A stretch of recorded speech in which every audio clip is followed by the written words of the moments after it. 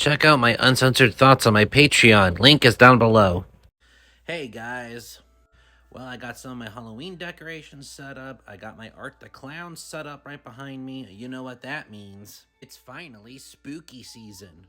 And by that, I mean, it's been spooky season, but I haven't been feeling so well, and I've been applying to work at certain jobs, so I haven't really been focused on doing videos. So now I have to catch up. I'm making 2 videos this week, so I can do 1 horror-themed video per week.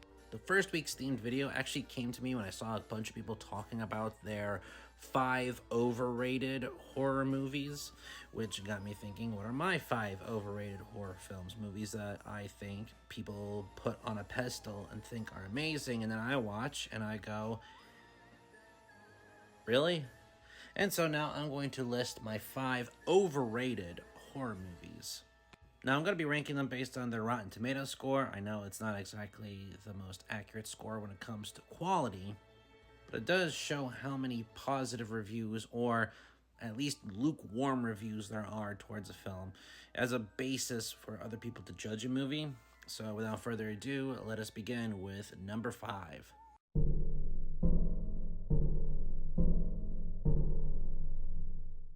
Did you hear that earlier this year there was a Strangers Chapter 2 movie that came out? Oh boy, that looks very promising. Although, to be fair, the very first The Strangers movie was very, very, very, very, very, very stupid. It's a movie that I heard about and was like, boy, everyone really seems to be talking about this movie a lot. It must be really scary. And then I would watch it and I'd fight for my life to stay awake. Firstly, I want to draw your attention to this phrase right here that really became the catalyst for making a list like this, is because I come to find that inspired by a true story or based on a true story is really. Did you know that these 3 movies were all technically based on a true story? In fact, they were all based on the exact same true story of Ed Gein. You know, before it was cool. In fact, if you really want to get technical, this movie is technically based on a true story, except there was no demon that haunts your dreams. It was about a person who was afraid to go to sleep, fell asleep, and then that was the true story. So marketing a movie that says that this is based on a true story would be very misleading, and so is calling this movie based on a true story. The scares in this movie are super boring. The characters are idiots. There's a scene where they're looking for their cell phone, and there's a scene where they look into a room and they look at the fireplace. They're looking right at the fireplace, and you could clearly see their phones are burning in the fireplace. And then a scene or so later, they're like, I can't find my cell phone. What do you mean you can't find your cell phone? It was literally right there. And for a movie that didn't want to have conventional horror movie cliches, this movie is riddled with a bunch of cliches, including jump scares, final scare of the movie, which makes even less sense. Despite people calling it one of the scariest movies of all time, it's really not. There is a reason why it has a 50% on Rotten Tomatoes. So yeah, I don't really have much more to say about The Strangers than that. I might do a more in-depth deep dive into the film at some point. Although then again, YMS made a great review on the movie, so I would recommend you watch that instead.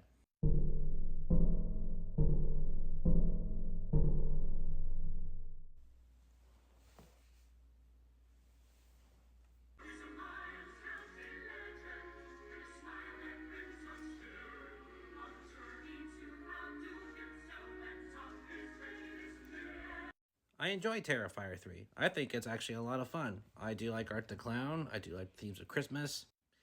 Doesn't dismiss the fact that the very first Terrifier movie is super, super boring. There is only one graphic, goriness that was at all worth watching, and everything else about this movie was just so tedious. I'm very thankful that Terrifier 2 and 3 felt like there was a lot more love and fun put into them, because the very first Terrifier movie, despite the fact that Art the Clown is a lot of fun and is a good creative character, I know, this movie just really was not interesting.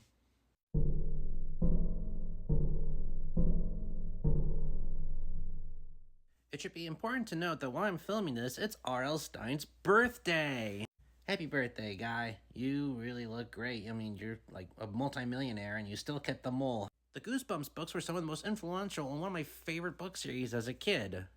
Fear Street, on the other hand, I didn't really read, and watching the movie, it made me go, do I even really want to read this?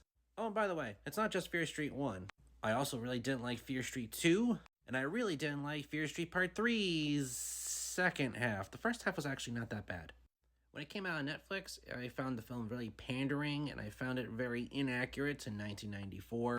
But forgetting about the anachronisms of the film, because you could probably forgive that, because I don't know how many people remember 1995.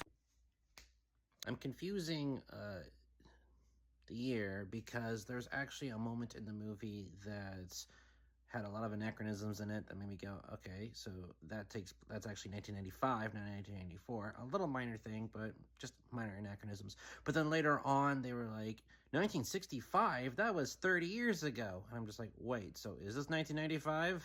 I was confusing the criticism that I had for the film with the actual year that this was supposed to take place, and so I got those mixed up. Sorry. The real thing I could not stand were the characters, which were all basically stereotypes. The second film felt more of like a vehicle for Sadie Sink more than an actual movie that wants to be good. For the third film, at least it had an interesting setting in the first half that made me intrigued with what was going on. But then when I went back to 1995, that's when the film lost me. Oh, but hey, don't worry, there's a sequel that came out this year. How's that one doing? Oh, I see.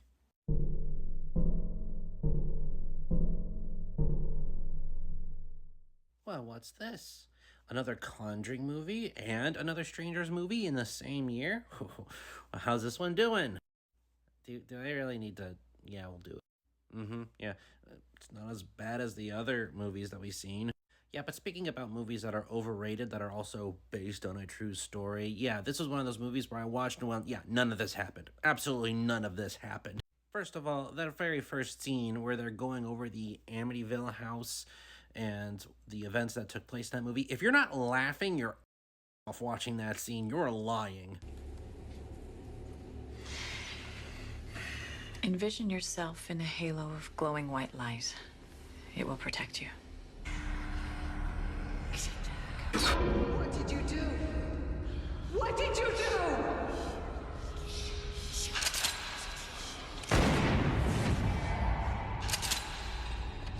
Yeah, you gotta love how she's reacting to her husband being killed the same way I react to my dog in the house. What did you do? What did you do? Can we also admire the fact that these kids are the most sound sleepers of all time after hearing at least 3 shots? And even after this 4th one, this other kid is just like, yeah, I'm just gonna still sleep. It's a Sunday, why not? Did I also mention that the acting in this movie is hilariously bad? What's your name? I do know your name. I asked you. You told me. You told me your name. And I wrote it down. I remembered that I defiled an entire Bible just to remember your name, even though I had it written on my bookshelf in an earlier scene. Wait, why did I have it written on my bookshelf in an earlier scene? What I find interesting is despite these criticisms that I have with the film and things that I've brought up in the past, this movie got the praise, but then when Annabelle Comes Home came out and did literally the exact same thing, this is the bad movie. I don't understand why this movie has an 80%. It's not scary, it's more funny, and the acting overall is terrible. The third movie was better than this, and that one was just straight up garbage. At least we have the first Conjuring movie, and at least we have Annabelle Creation. Sure, why not?